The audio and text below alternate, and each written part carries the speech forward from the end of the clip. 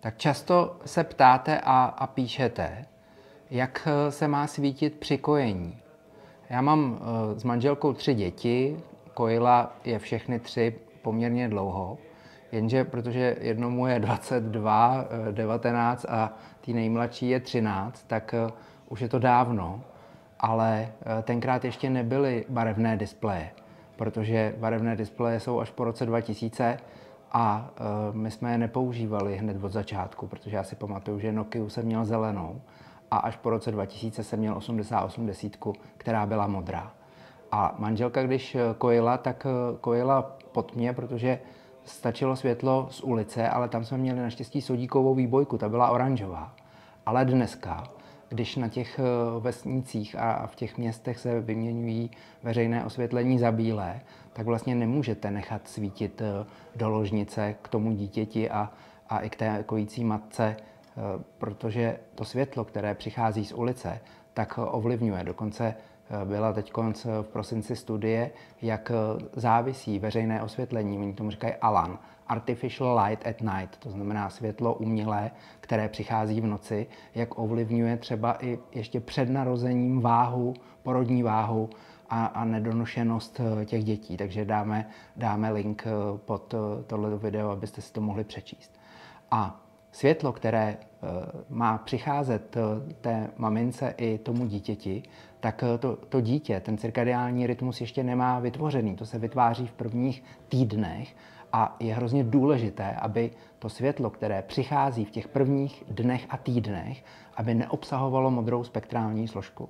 Protože pokud se má vytvořit správný ten cirkadiální rytmus, tak to musí být, jako to bylo v přírodě. To znamená, svítily maximálně hvězdy a jednou za 29,5 dne měsíc. Takže musíte připravit to dítě na to, co bude, ten cirkadiální rytmus se mu teprve vytvoří. A když se dělali na animálních modelech u vlastně kojenců nebo potkanů, kteří jsou v 7. týdnu už dospělí, tak když se jim svítilo 2 luxy, tak pak, když se dělal test, jak dlouho dokážou bojovat o život, tak byl takový válec s vodou, vysoký tak, aby ta hladina byla tak vysoko, že oni, když se napřímí ocas, tak oni umí splývat a vzepřít se ocasem. A ty potkany tam hoděj a kamerou sledujou, protože tam nemůžou být u toho lidi, oni by je vytahovali. Žádný potkan nepřijde o život, ale ty potkani, kterým se svítilo, tak oni z 15 minut, co se to měří, tak oni po 5 minutách ten boj o život vzdávají. Oni se přestanou škrábat na to sklo v té vodě a začnou splývat a jenom čekají, co se stane. Takže my nechceme, aby naše mláďata takhle jsme je špatně ovlivnili. Takže bychom měli svítit světlem, které nebude obsahovat ani zelenou, ani modrou spektrální složku. Můžete použít stlumenou žárovku nebo můžete použít běžnou ledku, kterou překryjete folií červenou.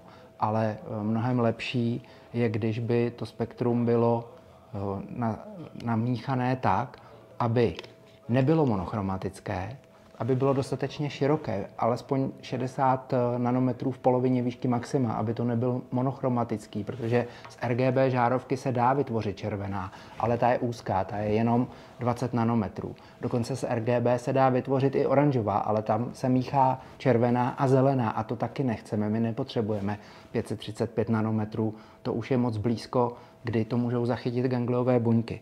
Takže já vám změřím teďkon vité první krok, protože to je nejlepší barva, která se dá použít. A dokonce mám jednoho kamaráda, kterému jsem dal tu žárovku, než se mu narodila druhá dcera. A on mi volá potom asi za měsíc a říká, vzkazuje ti manželka, že je to ten nejlepší dárek, který ode mě dostala, protože ona měla porovnání s tím prvním, s tou první dcerou. A ona říkala, takhle jsem se nikdy nevyspala s tou první dcerou, protože to světlo je takové, že ona usne, i já usnu a celý den se cítím normálně, protože je velký rozdíl, když se bdí v noci při světle, anebo když se bdí za tmy. Já jsem se před 2 nebo 3 roky zúčastnil studie, kde se svítilo i nesvítilo, byly to 4 noci a vím úplně přesně, jaké to bylo po adaptační noci, kdy se sice probouzelo, 12krát přišli mi vzít z kanily krev, ale nesvítilo se u toho. A potom bylo za 14 dní a znova za 14 dní a znova za 14 dní už byl experiment, kdy svítilo světlo a ty dny následující, které byly, tak to se nedá popsat. To není stejné, protože bdít za světla a bdít v noci za tmy, tak to je obrovský rozdíl. A podívejte, jak může vypadat spektrum, které neobsahuje ani modrou, ani zelenou spektrální složku, jenom žlutou, oranžovou a červenou. My to skládáme ze 3 monochromatických čipů. Je to 595 nanometrů, 605 nanometrů a 630 nanometrů a dohromady ty vytvoří takovýhle široký pík, který vypadá jako oheň. Velmi příjemná barva a víme, že to neobsahuje ani modrou, ani zelenou, tudíž to má, nebo zachovává nám to přirozenou hladinu melatoninu. Takže v noci buď to úplně za tmy, anebo se světlem, které svítí alespoň takhle, nebo oheň, nebo stlumená žárovka. Takže ještě upřesnění. Když si to malé dítě vytváří cirkadiální rytmus, tak jsem řekl, že by nemělo dostávat modrou a zelenou spektrální složku, ale to se myslí v noci. V noci v době, kdy v přírodě by taky nedostalo modrou ani zelenou. To znamená, ve dne je to důležité, ve dne může dostávat, ale v noci ne. V noci ne ani dítě, ani my dospělí.